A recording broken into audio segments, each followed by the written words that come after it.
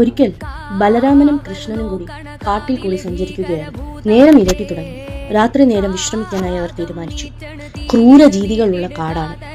അപ്പോൾ രണ്ടുപേരും ഒരേ സമയം ഉറങ്ങിയാൽ ശരിയാവില്ല. ബലരാമൻ താൻ കാവൽ നിൽക്കാം, കൃഷ്ണൻ അല്പസമയം ഉറങ്ങാൻ നിർദ്ദേശിച്ചു.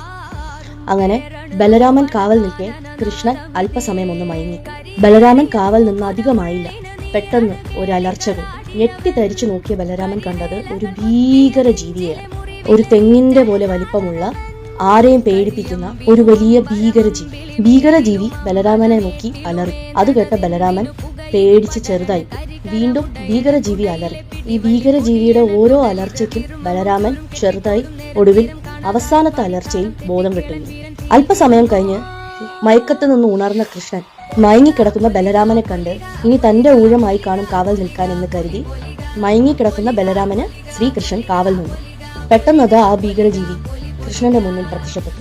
അലറി വിളിച്ചുകൊണ്ട് വന്ന ഭീകരജീവിയോട് ചെറു പുഞ്ചിരിയോടെ കൃഷ്ണൻ ചോദിച്ചു, നിനക്കെന്താ വേണ്ടേ?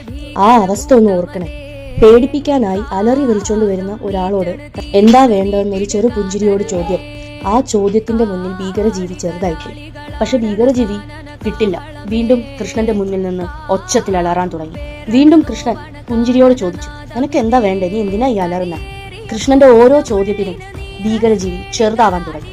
ചെറുതായി ഒടുവിൽ ഒരു കുഞ്ഞു ഭീകരജീവിയായിരുന്നു. ഒടുവിൽ കൃഷ്ണൻ ആ ഭീകരജീവിയെ തന്റെ ധോത്തിയിൽ കെട്ടിവെച്ച് വിശ്രമിച്ചു. രാവിലെ ബോധം വന്ന ബലരാമൻ പെട്ടെന്ന് കൃഷ്ണനോട് പറഞ്ഞു, ഇന്നലെ എന്താ സംഭവിച്ചെന്നറിയോ? ഞാനൊരു ഭീകരജീവിയെ കണ്ട് പേടിച്ച് ബോധം പോയ കാര്യം പറഞ്ഞു. കൃഷ്ണൻ മെല്ലെ ഒരു ചെറു പുഞ്ചിരിയോടെ തന്റെ ധോത്തിയിലിരിക്കുന്ന ആ ചെറിയ ജീവിയെ കാണിച്ചിട്ട് പറഞ്ഞു, ഇതാണോ നീ കണ്ട് ഭയന്ന ആ ഭീകരജീവി? നമ്മൾ എന്തിനെ ഭയക്കുന്നു? ഭയന്ന് ഒളിച്ചോടാൻ തുടങ്ങുന്നു. ആ ഭയക്കുന്നത് വലുതാവാൻ തുടങ്ങും. അതേസമയം ഭയപ്പെടുന്നതിനെ നമ്മൾ എപ്പം നേരിടുന്നു ആ നിമിഷം അത് ചെറുതാവാൻ തുടങ്ങും. നമ്മൾ